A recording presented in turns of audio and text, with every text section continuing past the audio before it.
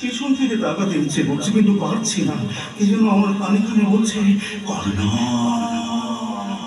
পেছনে ডাকিস না, ডাকাস না। এই তুই আমার একটা কথা শুনতো, কিরোখানে জ্ঞান দিবি তো? তোর জ্ঞান শোনার ইচ্ছে এই মুহূর্তে আমার নেই।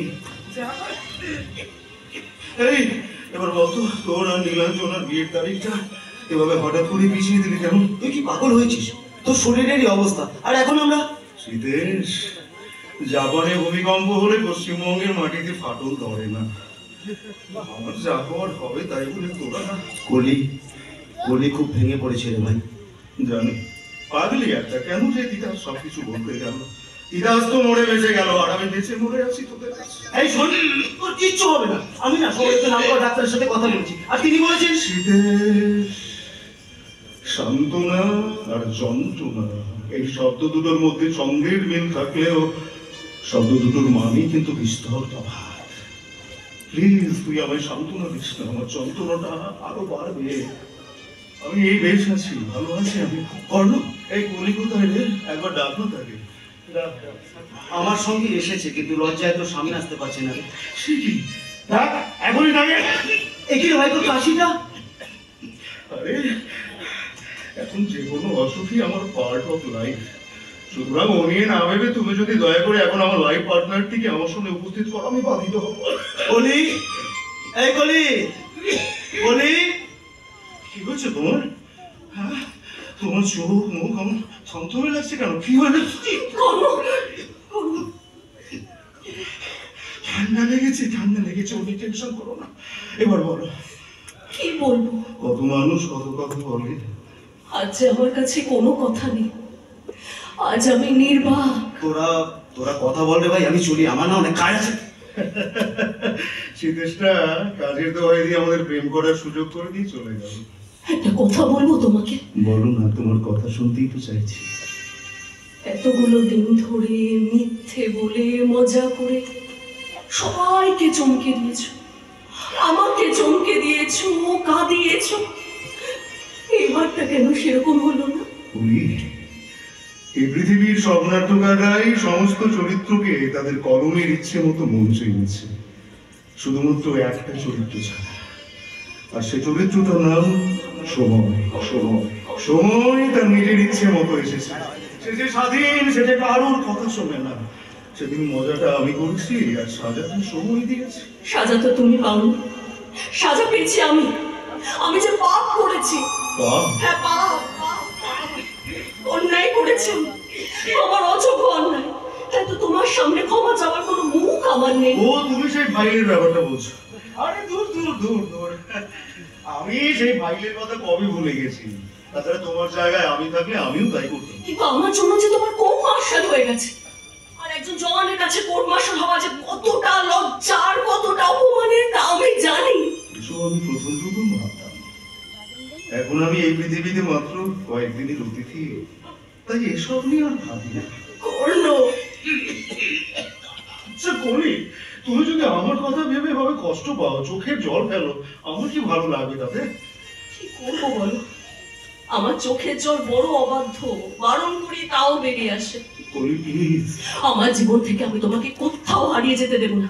তুমি আমাকে কথা দাও, তুমি আমাকে কথা দাও, তুমি আমাকে ছেড়ে কোথাও যাবে না। কথা দাও আমায়। যার বর্তমানটাই অন্ধকার, তাকে তুমি ভবিষ্যতের কথা দিতে বলছো। কেমন করে দেব তোমায় আমি এমন কথা? বেশ বেশ, তোমার সাথে আমাকে নিয়ে চলো।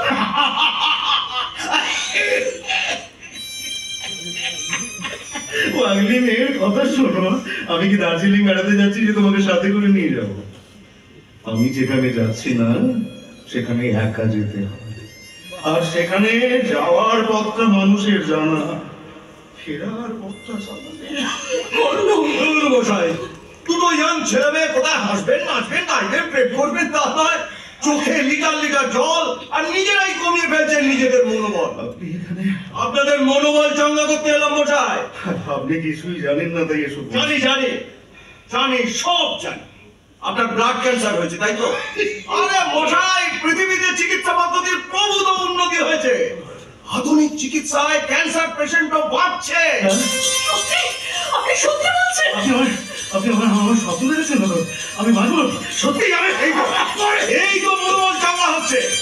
আরে মশাই, চোখের জল মুচুন, ভালো ডাক্তার দেখান, আর